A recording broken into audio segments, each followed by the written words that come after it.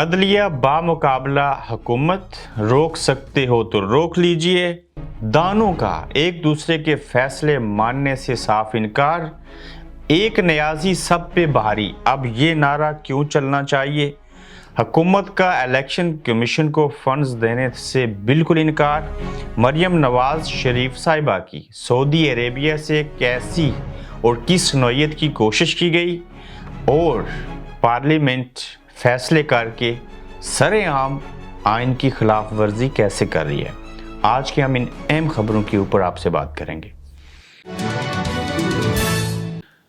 السلام علیکم، آپ دیکھ رہے ہیں گورکھتندہ ابرار قریشی آپ سے مخاطب ہوں۔ سپریم کورٹ نے چیف جسٹس کے اختیارات کا جو قانون تھا اس کو معطل کر دیا، اور پھر چیف جسٹس عمر عطا بندیال نے پارلیمنٹ کے منظور کردہ قانون کے خلاف 8 رکنی بینچ بنا کر اپنی اکثریت بھی ثابت کر دی۔ اب وزیر اعظم شہباز شریف نااہلی سے بچ سکیں گے یا کہ نہیں؟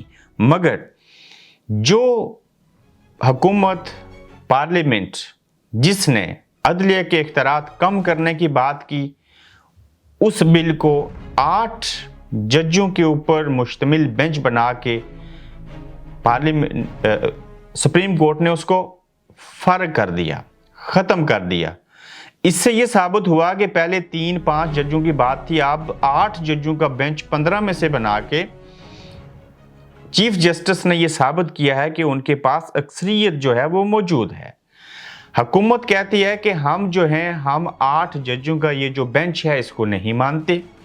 ایسے میں عدلیہ حکومت کے فیصلوں کو نہیں مان رہی اور حکومت عدلیہ کے فیصلوں کو نہیں مان رہی، اور دونوں کا ایک دوسرے سے مقابلہ چل رہا ہے۔ حکومت دبے لفظوں میں یہ کہتی ہے کہ اگر آپ ہمیں روک سکتے ہیں تو روک لیجئے، ہم نہیں روکیں گے۔ تو ایسی صورتحال میں سپریم کورٹ کے پاس ایک ہی آپشن ہے کہ وہ وزیر اعظم اور اس کابینہ کے جو لوگ ہیں جو حکومت کے اندر رہ کے فیصلے کرتے ہیں ان کو نااہل کر دے، مگر ملک کے اندر سے انارکی، سیاسی عدم استحکام، یہ جتنے فساد ہیں، معاشی حالات ان کو تو پارلیمنٹ ختم کرنا چاہتی ہے، کم کرنا چاہتی ہے۔ اب جو سپریم کورٹ کم کرنا چاہتی ہے، اگر سپریم کورٹ ہی ان کو نااہل کرے، نیا فساد پیدا ہو، پھر تو ملک کے معاشی حالات اور سیاسی حالات تو مزید خراب ہوں گے۔ تو ایسے حالات میں جو سپریم کورٹ کے چیف جسٹس صاحبان ہیں وہ بڑا تحمل مزاجی سے کام لے رہے ہیں، اور ان کو بھی اس بات کا ادراک ہے کہ آخر کوئی بھی حکومت، اس ملک کے یہ شہری ہیں، اس قوم کے نمائندے ہیں، یہ سیاسی جماعتیں ہماری ہیں، یہ پارلیمنٹ، یہ سینٹ ہماری ہے، یہ لوگ ہمارے ہیں، یہ عدالتیں ان کی ہیں۔ تو آخر اتنا ظالم کون ہو سکتا ہے کہ جو عدلیہ کے فیصلوں کے اس حد تک خلاف چلا جائے کہ جو ہم فیصلہ کریں اس کو وہ رد کر دیں؟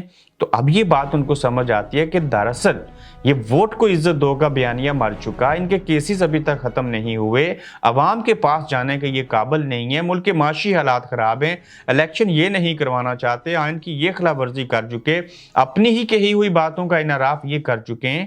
تو پھر جس چیز کی پردہ داری ہے، جو بات یہ چاہتے ہیں وہ یہ ہے، یہ سیاسی شہید ہونا چاہتے ہیں، ان کو بیانیہ چاہیے۔ تو وہ بیانیہ سپریم کورٹ ابھی نہیں بننے دے گی، وہ تاحال کوشش کریں گے کہ یہ جو لوگ ہیں پارلیمنٹ کے اندر، پی ڈی ایم کے لوگ بیٹھے ہوئے، ان سے ہم نبرد ازما حکمت کے ساتھ ہو جائیں۔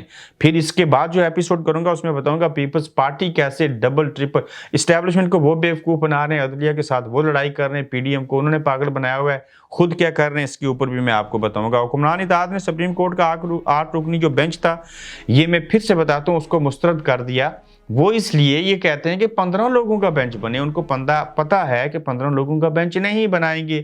تو یہ اس طرح سے ہیلے بہانے کر کے اب اگر وہ 15 لوگوں کا بینچ بنا بھی دیں، انہوں نے پھر کوئی نیا کٹا کھول دینا اور کہنا کہ یہ چیز کر لیں اور فلاں چیز کریں، اور پھر اس بینچ کو پارلیمنٹ نے قرارداد منظور کر کے ہی مسترد کر دیا جس بینچ نے پارلیمنٹ کی پہلی قرارداد کو مسترد کیا تھا۔ یعنی کہ پارلیمنٹ نے ایک بل پاس کیا از خود نوٹس لینے کا، سو موٹو ایکشن کا، وہ سپریم کورٹ کے ججوں سے اختیار واپس لینا تھا۔ اسی بل کو 8 رکنی بینچ بنا کے سپریم کورٹ نے ختم کر دیا۔ اب یہ جو سپریم کورٹ نے فیصلہ دیا اس کو جو حکومت ہے اس نے ختم کر دیا۔ اب آگے دیکھنا ہے کہ پھر کیا ہوگا، یہ راؤنڈ ابھی تک چل رہے ہیں۔ الیکشن کمیشن کو فنڈز نہیں دیں گے، اسمبلی میں باضابطہ فیصلہ ہو گیا، حکومت سپریم کورٹ سے اب ٹکر لے گی، اور کتنی ٹکر لے گی، سر دیوار کے ساتھ ماریں گے یا بیل کے ساتھ جا کے ماریں گے۔ آپ دیکھیے گزشتہ روز بتایا تھا کہ صرف 76 ارب اور 4 کروڑ کے جو ترقیاتی منصوبے تھے وہ صرف ایک جو وزیر ہیں احسن اقبال صاحب نے دیے۔ پھر آپ دیکھیے اسپیشل جہازوں میں یہ جاتے ہیں، قبل از وقت ملازمین کو رمضان میں تنخواہ دی جائے گی، عید سے پہلے بہت اچھا اقدام، میں حکومت کے اس اقدام کو داد دیتا ہوں۔ سب حالات اچھے سے چل رہے ہیں، اس ملک کے پاس صوبائی اور قومی اسمبلی کے تمام جگہوں کے اوپر جو اثاثہ جات آتے ہیں، ٹیکس، انکم، ساری چیزیں، وہ 18,000 ارب بنتے ہیں، اور حکومت کو سپریم کورٹ کہہ رہی ہے کہ آپ صرف 21 ارب روپے دے دیجئے۔ یہ 21 ارب روپے کا تو ایک منصوبہ ہوتا ہے ان کا، سڑکوں کا اور باقی چیزوں کا، تو اس کو یہ کہہ رہے ہیں کہ آج بل پاس کر کے کہ ہم الیکشن کمیشن کو 21 ارب روپے نہیں دیں گے، واضح انہوں نے کہہ دیا۔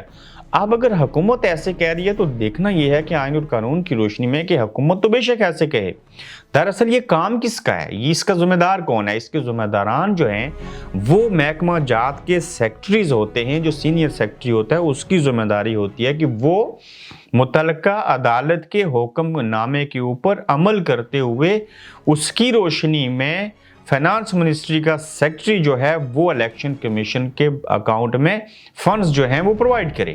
اسی طرح سے وزارت دفاع ہے، اسی طرح سے جو پولیس ہے اس کا آئی جی سربراہ ہے، اب اس کو کسی صوبے کے نگران وزیر اعلیٰ سے اجازت نہیں چاہیے، وہاں پولیس فورس چاہیے، وہ ان کو پرووائڈ کرے۔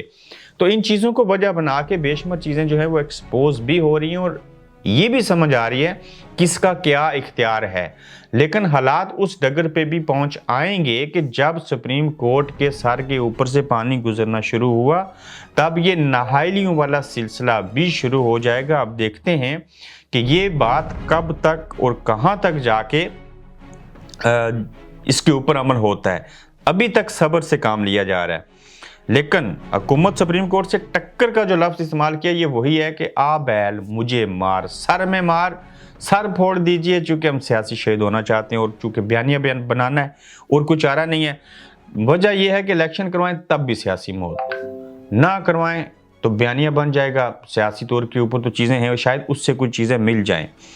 پارلیمنٹ میں قانون سازی آئین کی خلاف ورزی ہے، بالکل یہ جتنی بھی قانون سازی ہو رہی ہے آئین کی صریحاً خلاف ورزی ہے، اور جو بھی عدلیہ کے خلاف بل قراردادیں منظور کی جا رہی ہیں یہ بھی آئین کی خلاف ورزی ہے، اور یہ آئین کی خلاف ورزی کب تک ہوتی رہے گی سپریم کورٹ پھر سے کہوں گا کب تک صبر کرے گی یہ ہمیں دیکھنا پڑے گا۔ اب دیکھیے کہ عمرہ کی سعادت حاصل کرنے گئی ہیں مریم نواز شریف صاحبہ، پھر شاہی خاندان کے مہمان بھی بنے ہیں، وہاں سے بیٹھ کے مریم نواز شریف صاحبہ جو ہیں وہ سسٹم کو، چیزوں کو کنٹرول کرنے کی کوشش کر رہی ہیں، مسلسل وزراء سے رابطے میں ہیں، خاص کر وزیر داخلہ اور وزیر اطلاعات اور وزیر قانون سے۔ وہ اب بھی سعودی عربیہ سے بیٹھ کے کہہ رہی ہیں یہ آپ کے فیصلوں کو چیلنج کر رہا ہے، یہ بندہ عمر عطا بندیال بڑا سخت ہے، اس کو فارغ کرنے کے لیے ریفرنس جو ہے وہ کر دیجئے، باقی 7 ججوں کو ساتھ میں لا لیجئے، وکلا تھوڑے کچھ جو ساتھ ہیں ان کو وہ چیزیں کریں، تو یہ کرنا پڑے گا، ورنہ اگر ہم دیکھتے رہے، انتظار کرتے رہے تو بات دور تک چلی جائے گی۔ مسئلہ کیا ہے؟ وکلا ان کے خلاف کھڑے ہیں، وکلا عدلیہ کے ساتھ کھڑے ہیں، ججز کا راضی نامہ ہو گیا۔ آپ کو بتایا تھا نا کہ چیف جسٹس قاضی فائز عیسیٰ اور عطر مین اللہ صاحب کے ساتھ یہ ملے، افطار ڈنر کیا، باجماعت نماز پڑھی، سارا کچھ ہوا۔ اگلے دنوں میں وہ بھی اس بینچ میں شامل ہوں گے، لیکن یہ step by step Umar Ata Bandial سب چیزوں کو لے کے آگے بڑھ رہے ہیں۔ آگے کچھ ایسے بینچ بنیں گے جس میں عطر مین اللہ اور قاضی فائز عیسیٰ بھی شامل ہوں گے، اور اب عدلیہ کے اندر جو یونٹی ہے یہ اور خوف دیتی ہے حکومت پی ڈی ایم کی جو ہے اس کو اور باقی چیزوں کو۔ اب جو وکلا کا پریشر ہے وہ اپنی جگہ کے اوپر ہے، اور عدلیہ نے پورے ملک کے نظام کو اپنے فیصلوں کے ذریعے بہتر کرنے کی جو ٹان لی ہے اس کے اوپر جو عمل درآمد کروانے کی کوشش کر رہے ہیں، جس پر حکومت یعنی کہ پارلیمنٹ کابینہ کے جو فیصلے ہیں وہ جو ری ایکشن دکھا رہے ہیں، یہ ابھی بات 1-2 ہفتے آگے چلے گی، دیکھا یہ جائے گا۔ آئین جیتے گا، عدلیہ جیتے گی عمل کروا کے آئین کے اوپر، یا کہ عوامی نمائندے جو پارلیمنٹ میں بیٹھے ہیں وہ جیت جائیں گے۔ یہ چیزیں ایسے ہیں جیسے ہم نے माजी के अंदर इन चीज़ों का तसव्वुर नहीं किया था, कभी सोचा भी नहीं था। और जो कुछ इस वक्त हो रहा है वो सारा एक वजह से है। एक कहते थे एक जरदारी सब पर बारी, मगर ये नारा वहाँ से छोड़ के ये कहना चाहिए एक नियाजी सब पे बारी। क्यों? ये सब कुछ इमरान खान के ताकतवर होने की वजह से। आज इमरान खान कमज़ोर होता, ताकत का सरचश्मा अवाम उसके साथ ना होते, यकीन कीजिए ये 1 साल के इक़्तिदार को लात मारते, ठोकर मारती पीडीएम की हुकूमत, खासकर नून लीग कहती इलेक्शन में जाते हम तो जीत जाएंगे। अगर ये सिर्फ पंजाब को ही जीतने की पोजीशन में होते, इन्होंने 1 मिनट नहीं लगाना था, ये उल्टा मिन्नतें तरले अदालतों और इलेक्शन कमीशन से करते कि प्लीज़ इलेक्शन करवाइए, हम इलेक्शन लड़ना चाहते हैं। ये जीत जाते, इक़्तिदार में आते, आधा पाकिस्तान पंजाब इनके पास होता। जब एक नियाजी सब पे भारी है तो फिर इसलिए ये वहाँ नहीं जाना चाहते। पोलिंग स्टेशन खाली होंगे। अब 60 से बात 80% पे पहुँच चुकी।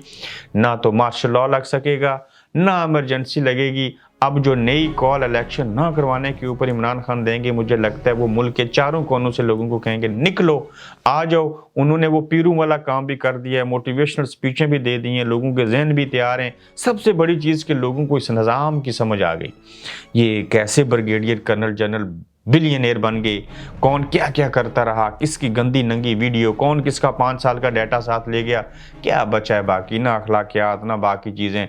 दुश्मन के ऊपर नज़र रखनी थी, आपने अपनों के ऊपर ही नज़र रख ली। इसके अलावा मैं क्या कहूँ आप लोगों को? यानी कि हम तो इसलिए आप लोगों को समझते थे कि आप दुश्मन पे नज़र रखें। आप ये लोगों की वीडियो रिकॉर्ड करते रहे, सियासी लोगों को पकड़ते रहे, जेलों में डालते रहे। आपने तो अपनों पे नज़र रख ली। ये तो गलत बात है, ऐसे नहीं होना चाहिए था। अगर मज़ीद ऐसे करेंगे तो फिर वैसे होगा, कैसे? जैसे अब हो रहा है, इससे भी बुरा। बदनामी बहुत बुरी चीज़ है, इज़्ज़त बहुत बड़ी चीज़ है। और अगर इज़्ज़त और वक़ार आपका आवाम की नज़रों में नहीं होगा तो फिर किस काबिल कुछ भी नहीं रहेंगे। ये चंद हज़ार लोग जो हैं पूरे निज़ाम को मफलूज बना के रखा हुआ है इन्होंने। अपना ख्याल रखिएगा। अल्लाह हाफिज़। आप देख रहे हैं गोरखधंधा अब्रार कुरैशी के साथ।